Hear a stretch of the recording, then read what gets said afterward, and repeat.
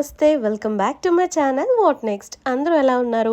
మన ఛానల్లో cooking videos post చేసి అయితే చాలా మంత్స్ అవుతుంది. చాలా గ్యాప్ తర్వాత ఈరోజు అయితే మంచి రెసిపీ షేర్ చేస్తున్నాను. అయితే ఈరోజు రెసిపీ ఏంటో చూసారు కదా, కరివేపాకు పొడి అండి. వీడియో స్టార్ట్ చేసే ముందు ఛానల్ని అయితే సబ్స్క్రైబ్ చేసుకోండి. ఫస్ట్ టైం విజిట్ చేసినట్టయితే ఛానల్కి ముందు వీడియోస్ కూడా చెక్అవుట్ చేయండి. అయితే ఇంక అసలు ఆలస్యం చేయకుండా రెసిపీ అయితే స్టార్ట్ చేసేద్దాము. ముందుగా నేను ఒక 2 కట్టల వరకు కరివేపాకు తీసుకుని శుభ్రంగా వాష్ చేసి డ్రై చేసుకున్నాను అనమాట. తడేమి లేకుండా ఉంటే మనకి త్వరగా ఫ్రై అవుతుంది.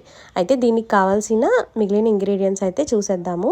నేను ఈ గరిటెతో మెజర్మెంట్స్ అయితే చూపిస్తున్నాను చూడండి. ఈ గరిటెతో నేను ఫస్ట్ శనగపప్పు తీసుకున్నాను.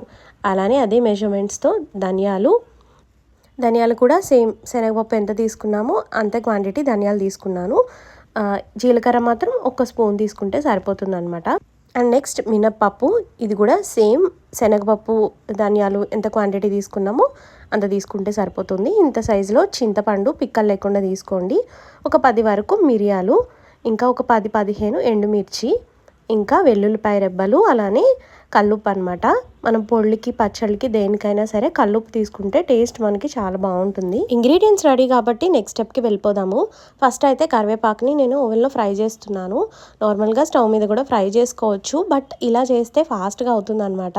చూసారా, కరివేపాకు ఒక 2-3 మినిట్స్లోనే మనకి ఇలా ఫ్రై అయిపోతుంది. చక్కగా కరకరలాడేలాగా ఫ్రై అవ్వాలన్నమాట. సో ఓవెన్ ఉంటే తప్పకుండా ఈ స్టెప్ని అయితే ఫాలో అవ్వండి. మనకి స్టవ్ మీద కంటే కూడా ఫాస్ట్గా అయిపోతుంది. అయితే ఇప్పుడు ప్యాన్ పెట్టుకొని 1 స్పూన్ ఆయిల్ వేసుకొని ముందుగా ఈ శనగపప్పు ఫ్రై చేసుకోవాలి. అవి ఫ్రై అవుతుండగా తర్వాత మినపప్పు కూడా వేసి చక్కగా గోల్డ్ కలర్ వచ్చే వరకు ఫ్రై చేసుకోండి. ఇలా 1 by 1 వేసుకోవడం వలన ప్రతిదీ కూడా చక్కగా ఫ్రై అవుతాయి అన్నమాట ఇంగ్రీడియంట్స్. ఇప్పుడు ఆ 2 తీసేసి ఇప్పుడు నేను అందులోకి ధనియాలు కూడా వేసేసుకుని ఫ్రై చేసుకుంటున్నాను.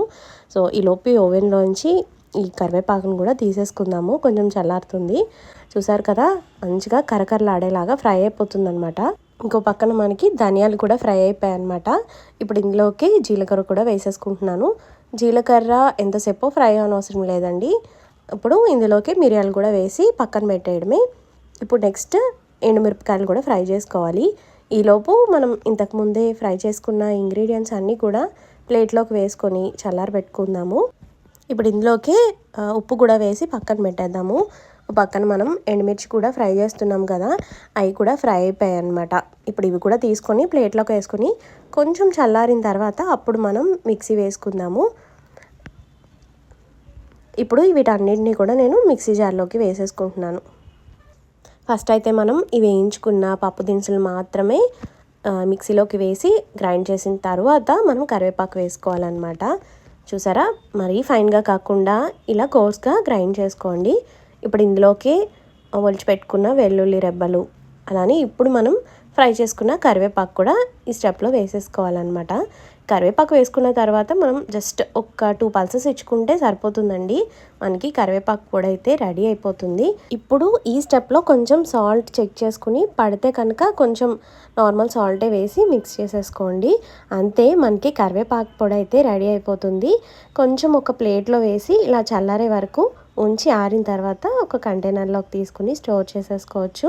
కరివేపాకు మన హెల్త్కి చాలా మంచిది, కానీ మనం ఏం చేస్తూ ఉంటాము, కూరల్లో పప్పుల్లో వేసినప్పుడు అవి పక్కకు పెట్టేస్తూ ఉంటాము. కానీ కరివేపాకు వల్ల మనకి చాలా హెల్త్ బెనిఫిట్స్ ఉన్నాయన్నమాట. అందుకు ఇలా అప్పుడప్పుడు పొడులు చేసుకొని ఇడ్లీ, దోశ, అన్నంలోకి వేసుకుని తింటే చాలా మంచిది. మనం కారం ఘాటు కూడా ఏమీ ఎక్కువ వేయలేదు కాబట్టి మైల్డ్గానే ఉంటుంది ఫ్లేవర్ అంతా కూడా. సో డైలీ తిన్నా కూడా ఏమీ కాదనమాట.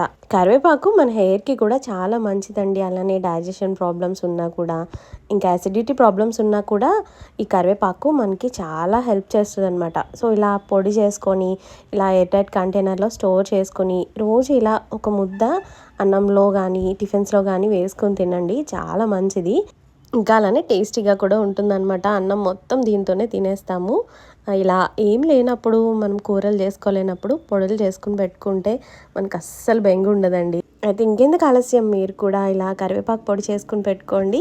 ఈ వీడియో నచ్చినట్టయితే తప్పకుండా లైక్ చేయండి. రెసిపీని మీ ఫ్రెండ్స్ ఆర్ ఫ్యామిలీతో షేర్ చేయండి. ఛానల్ని అయితే సబ్స్క్రైబ్ చేసుకుని పక్కనున్న బెల్ ఐకాన్ని క్లిక్ చేయండి. మరో వీడియోతో మళ్ళీ కలుద్దాం.